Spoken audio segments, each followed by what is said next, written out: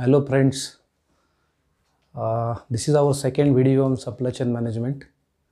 Last time we have discussed on the basic concept of the supply chain management and studied various different companies' supply chain structure to understand the basic idea behind the supply chain management. So now we have come to the second video where supply chain evolution is one of the most important concept we must understand at every stage. So evolution means Hindi में हम उसको बोलते हैं कि उत्क्रांति जिसको बोलते हैं, correct. तो हम लोग उसका इवोल्यूशन सप्लाई चेन का लास्ट 100 ईयर्स में कैसा हुआ है उसका थोड़ा सा मैंने सिंप्लीफाई करके आपको बताने की मैंने इस वीडियो में कोशिश की है ताकि वो आपको इमीडिएटली ग्रास्प हो सके और अंडरस्टैंड हो सके, ताकि हमेशा वो सप्लाई चेन में कैसा उत्क्रांति हुआ था ये हमेशा आपको मालूम होना ज़रूरी है. So we will start the discussion. So this is our first slide which is already shown in first video also. Purposely मैंने ये स्लाइड इधर भी रखा है क्योंकि हम लोग पहले जो कुछ 5-6 वीडियोस करेंगे उसमें हम लोग पहले बेसिक कंसेप्ट इस सप्लाई चेन का पूरा क्लियर करेंगे, राइट.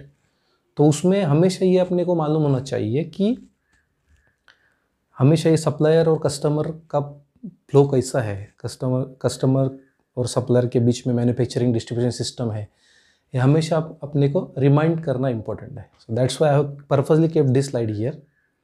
सो जो भी लोग नए देखेंगे ये वीडियो को उनको ये थोड़ा अंडरस्टैंड हो सकता है ये स्लाइड देख के, दैट इज़ द पर्पस. और हमेशा ये वीडियो में हम लोग ये स्लाइड स्टार्ट में रखेंगे. सो फ्रेंड्स, हम लोग इसमें जाते हैं अभी इवोल्यूशन में, सप्लाई चेन इवोल्यूशन कैसा हुआ था करके. So this is the simple slide I have prepared for the discussion. Supply chain evolution में ये लास्ट 100 ईयर्स का हम बात कर रहे हैं. तो 3 फेजेस है, इंपॉर्टेंट फेजेस, फर्स्ट, सेकेंड और थर्ड. तो फर्स्ट फेज का जो पीरियड इधर दिखाया गया है वो है 1910 टू 1920.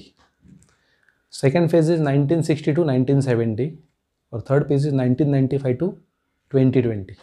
ओके. सो इसमें ये इम्पोर्टेंट है जानना कि क्या एक्चुअली हुआ था ये सब पीरियड में. तो अलग अलग 3 कंपनियों का इधर डिस्क्रिप्शन दिया हुआ है कि ये कंपनी में क्या क्या इश्यूज सप्लाई चेन में आए थे. इन द सेंस ये फर्स्ट फेज जो है 1910 to 1920, it is a phase of Ford company. इधर कंपनी भी हमने दिया है, फोर्ड कंपनी. तो फोर्ड जो है, हेनरी फोर्ड जिसको बोलते हैं, अमेरिकन कंपनी था फोर्ड. तो इसका जो है इसका मैन्युफैक्चरिंग का जो स्ट्रेटजीज था वो उसमें वो क्या करता था as a Ford company, he suppose to start the manufacturing from steel manufacturing से लेके पूरा व्हीकल बनाने तक का पूरा सप्लाई चेन वो खुद अकेला ही करता था, Ford Motors. Okay, in this particular period. So ये इसको जनरली इंटीग्रेशन बोलेंगे तो वर्टिकली इंटीग्रेटेड बोलते हैं इसको. वर्टिकली इंटीग्रेटेड यानी पूरा 1 to 1, यानी जो एक्टिविटी स्टार्ट से लेके कस्टमर तक व्हीकल पहुंचाने तक का जो भी पूरा एक्टिविटी है वो एक्टिविटी ये फोर्ड मोटर कंपनी करता था.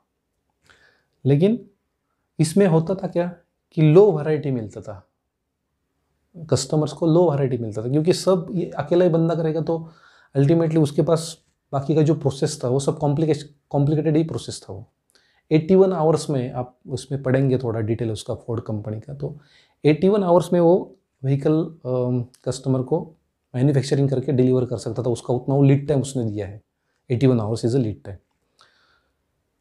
इसमें लो वैरायटी हमने जैसे बात किया, इसका एक खासियत ऐसा था, व्हाट इज़ द कैरेक्टरिस्टिक और specialisation of this Ford model is, ये हमेशा बोलता था कि आप कौन सा भी गाड़ी मांग लो हमसे, हम लोग आपको गाड़ी दे देंगे जब तक वो गाड़ी टी मॉडल नहीं तो ब्लैक कलर में हो. इसका मीनिंग ऐसा हो गया, टी मॉडल और ब्लैक कलर छोड़ के ये बंदा कुछ भी नहीं दे पाता था, because it is a low variety type of production process जिसको हम बोलेंगे कि लो वैरायटी में आता था. So this is the first phase of the supply chain evolution which is related to the Ford motor company. Okay. So this we must understand कि कौन से ईयर में, यानी कौन से ये टाइम पीरियड में ये सब फेजेस डिस्ट्रीब्यूट हुए, that is also very important factor to understand. Now हम लोग दूसरा थोड़ा आगे जाते हैं। तो सेकेंड फेज में क्या हुआ, टोयोटो का फेज है 1960 टू 1970। लेकिन इसमें ये जैसा वर्टिकली इंटीग्रेटेड है फोर्ड का, वैसा टोयोटो का टाइटली इंटीग्रेटेड बोलते हैं। टाइटली इंटीग्रेटेड यानी उसने क्या किया था, वो थोड़ा सा हम लोग डिटेल इसमें डिस्कशन करेंगे। वाइड वैरायटी ऑफ प्रोडक्ट दिया था, ओके। और जो उसके जो स्ट्रेंथ थे मैन्युफैक्चरिंग में, कि उसका स्ट्रेंथ था कि फाइनल असेंबली और लीन मैन्युफैक्चरिंग जिसको बोलते हैं, मिनिमम वेस्टेज करके उसका मैन्युफैक्चरिंग करना, वो उसका खुद का एक स्ट्रेंथ था। वो यूज करके टोयोटो ने ये टाइटली इंटीग्रेटेड सेकेंड फेज में ये सप्लाई चेन किया था। वो ड्राइव ऐसा होता था सप्लाई चेन उसका। इसमें हम थोड़ा और एक डिटेल ले लेते हैं कि टोयोटो ने क्या किया। जैसा फोर्ड ने पूरा सभी करता था वैसा टोयोटो ने नहीं किया। टोयोटो ने सप्लायर्स का एक पूल डिफाइन किया। कुछ सप्लायर ऐसे ले लिए जो उसको सप्लाई करेंगे उसके मैन्युफैक्चरिंग प्लांट को, और उनके साथ उन्होंने एक लॉन्ग टर्म एक रिलेशनशिप डेवलप किया सप्लाई चेन में। सप्लायर के साथ लॉन्ग टर्म रिलेशनशिप डेवलप किया, और वो फिर सप्लायर को इन्फॉर्मेशन देके, डिमांड का इन्फॉर्मेशन देके, उससे वो मटेरियल पुल करके व्हीकल असेंबली करके फिर वो सेलिंग करता था, कस्टमर सर्विस उसका वो करता था। लेकिन इसमें क्या हुआ कि थोड़ा इसमें और 2-3 पॉइंट एक एक्स्ट्रा ले लेते हैं। तो उसमें ऐसा है कि टोयोटो ने जो भी सप्लायर किए थे, जब भी कंपटीशन में ग्लोबल कंपटीशन बढ़ा, टोयोटो को ऐसा नीड आने लगा कि he has to manufacture, he has to start manufacturing in other part of the world, यानी ग्लोबल कंपटीशन के लिए। तो फिर कुछ सप्लायर थे जो उसके साथ आने के लिए रेडी थे, नहीं थे, ऐसा यानी उसमें थोड़ा सा डायलेमा था, ओके। तो ये भी सप्लाई चेन का जो सेकंड फेज है टोयोटो को, वो भी ऐसा पूरा सक्सेसफुल ऐसा हम लोग नहीं बोल सकते, ओके। क्योंकि इसमें भी थोड़ी ये थी कि ये सब चीज़ें थी, उसमें इंफॉर्मेशन टेक्नोलॉजी का इतना ज़्यादा यूज़ नहीं हुआ था, okay. So this is the second phase of supply chain evolution, that is under Toyota motor corporation. And third phase is, हम सबको मालूम है कि कंप्यूटर प्रोडक्शन वाली कंपनी डेल जो कंपनी है, उसने इसके ये दोनों से आगे जाके अलग कुछ टाइप के प्रोसेसेस यूज़ किए प्रोडक्शन के लिए, और उसके हिसाब से फिर उसने कस्टमाइज प्रोडक्ट देना चालू कर दिया लोगों को। डेल का आपने सुना रहेगा कि उसका मैन्युफैक्चरिंग स्ट्रेटजीज रहते हैं अलग अलग, आगे जाके हमारे सब वीडियो में वो सब आएगा। लेकिन मैन्युफैक्चरिंग स्ट्रेटजीज में असेंबल टू ऑर्डर जिसको बोलते हैं, नहीं तो CTO बोलती है, कॉन्फ़िगर टू ऑर्डर, ये स्ट्रेटजी डेल ने यूज़ किया था। उसका पीरियड था 1995 टू आज तक, वो 2020 में मैक्सिमम वही स्ट्रेटजी को यूज़ करता आया है एज अ डेल कॉर्पोरेशन। उसमें क्या किया, IT इंटीग्रेशन, यानी उसने डिमांड का इंफॉर्मेशन ऐसा ऑन टाइम निकाल के अपने सप्लायर को ऑन टाइम डिमांड वो देता था। लेकिन उसका खासियत ऐसा था, स्पेशलाइजेशन ऐसा था, कैरेक्टरिस्टिक, कि वो आप लोगों को एक चॉइस देता है। As a customer you can build your configuration in the system. Online आप जाके आपको कौन सा उसका PC का रैम चाहिए, जो भी कंप्यूटर रिलेटेड जो भी एस्पेक्ट है वो आप चूज़ कर सकते थे एज अ कस्टमर करके। So that is the basic thing Dell has incorporated in their supply chain management, और वो आज तक वैसा ही चलता आया है। जैसा हमने इधर दिखा है 1995 टू 2020, बट डेल ने बाद में सप्लाई चेन स्ट्रेटजीज वो अलग अलग होते हैं। आई थिंक 2007 से डेल ने वो स्ट्रेटजी बंद करके कुछ जो PC जो नॉर्मल जो प्रोडक्शन में ज़्यादा उसका जो डिमांड रहता है उसको उसने थ्रू रिटेल स्टोर भी बेचना चालू किया था। And that is also one fact that we also must understand, okay. So these are the 3 companies. वो हमेशा इवोल्यूशन जब भी सप्लाई चेन का आएगा आपके अंडरस्टैंडिंग के लिए, तो आपने तीनों कंपनी यूज़ करना है। That is the first Ford, Toyota और डेल। ये दोनों फर्स्ट 2 कंपनी जो है वो टोटल व्हीकल मैन्युफैक्चरिंग है, third is a Dell manufacturing. लेकिन ये 3 कंपनी के पीछे ही ये सब रिवोल्यूशन एक्चुअली थ्योरेटिकली हम उसको ले सकते हैं। थोड़ा और डीपली अंडरस्टैंड करने के लिए और एक स्लाइड मैंने इसमें रखा है कि थोड़ा हम लोग और कुछ एग्जांपल लेके इसको देखते हैं कि थर्ड फेज में पर्टिकुलरली कैसा इंटीग्रेशन किया अलग अलग कंपनीज ने। तो ये एक नेक्स्ट स्लाइड हमने किया है कि थर्ड फेज मोर डिटेल्स थोड़ा दिया है। एक्चुअली क्या है कि कस्टमर सेटिस्फिकेशन और customer service, high level of customer service is the basic expectation in the supply chain management, right. तो वो कंप्लीट करने के लिए हमेशा हर एक कंपनी वो ट्राई करती रही, जिसको हम लोग बोलते हैं ऑर्डर विनर्स कैरेक्टरिस्टिक, जिसको बोलते हैं कि ऐसा कैरेक्टरिस्टिक जिसकी वजह से आप कस्टमर को पकड़ के रख सकते हैं, इन द सेंस कस्टमर का सेटिस्फिकेशन लेवल आप बढ़ा सकते हैं, वैल्यू ऐड करके उसको अच्छा एक्सपीरियंस दे सकते हैं। That is the basic fundamental thing behind the overall supply chain strength हम बोल सकते हैं उसको। तो ऑफरिंग यूज़र एक्सपीरियंस जो है वो एक तीनों कंपनी ने, हमने अलग एग्जांपल लिया तो डेल का तो हमने अभी डिटेल बात किया कि जो कॉन्फ़िगरेशन करने के लिए अलो करता था, वो टेक्नोलॉजी सप्लायर्स उसने यूज़ किए थे और स्ट्रॉन्ग नेटवर्क था उसका।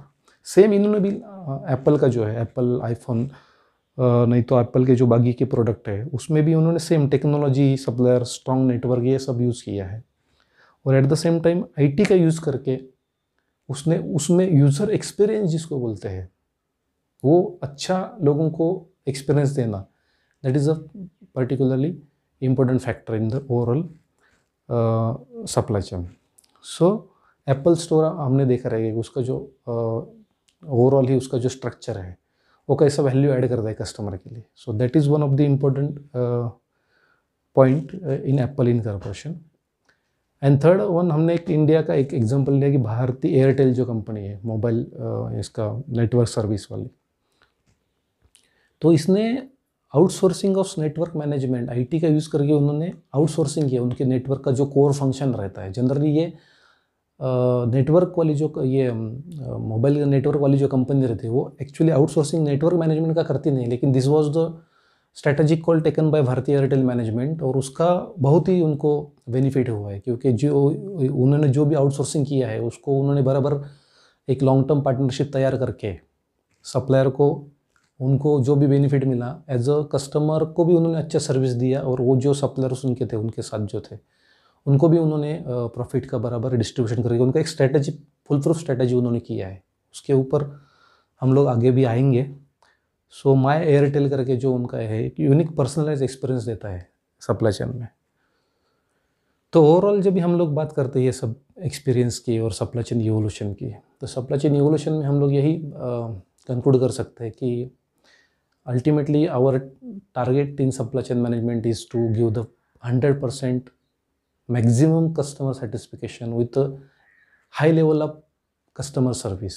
ये सब चीज़ें जो लोग जो कंपनीज करती जाएंगी आगे आगे, वो कंपनी को benefit in the terms of profit हम बोल सकते हैं, नहीं तो उनका ब्रांड इमेज बिल्डअप करने के लिए जो लगता है वो सब इसमें आ सकता है। So this is the basic evolution concept which I have tried to explain you in a very short period। आगे जाके उसके अलग अलग एस्पेक्ट्स क्या है, कैसे है, इसमें जाके हम लोग उसका डिटेल स्टडी करेंगे, क्योंकि ये जो वीडियोस बनेंगे अभी वो सीक्वेंस में हम लोग बनाएंगे और हम लोग उसमें डिटेल इन्फॉर्मेशन भी देंगे। मैं पर्टिकुलर उसमें एक डालूंगा कि सीक्वेंस के हिसाब से उसको हम लोग नंबरिंग करेंगे वीडियोस को, ताकि जो भी नए बीच में देखने वाले जो भी लोग रहेंगे उनको पता चले कि बाबा पहले कौन सा वीडियो था, दूसरा कौन सा था, क्योंकि ये सप्लाई चेन का भी एक स्ट्रक्चर है, बेस है, एक नंबर से लेके उसको धीरे धीरे आगे लेके हमको जाने का है। Okay, so this is overall the concept of the evolution of the supply chain. So that is the content we can share. So that's all for the today's video, and I hope कि this information you liked it and it will be useful for you. So जो भी आपको और कुछ doubts रहेंगे, धीरे धीरे हम लोग जो जैसे हमने बात किया, हम धीरे धीरे जाएंगे अभी आगे अलग अलग पॉइंट्स डालने के लिए, लेकिन आपको कुछ स्पेसिफिक पॉइंट्स आपके रहेंगे तो आप मुझे वो भी शेयर कर सकते हैं कि उसके ऊपर भी हम लोग जाके एक सिंपल तरीके से आपको कैसे हम लोग एक्सप्लेन कर सकते हैं सप्लाई चेन के अलग अलग कंसेप्ट, वो मैं ट्राई करूँगा। और उसमें आपका एज अ कस्टमर सर्विस जिसको बोलते हैं वो देने की पूरा मैं कोशिश करूँगा। आपको इस वीडियो अच्छा लगा रहेगा तो definitely you can share and like that video. Thank you so much. We will meet in the next video. Thanks.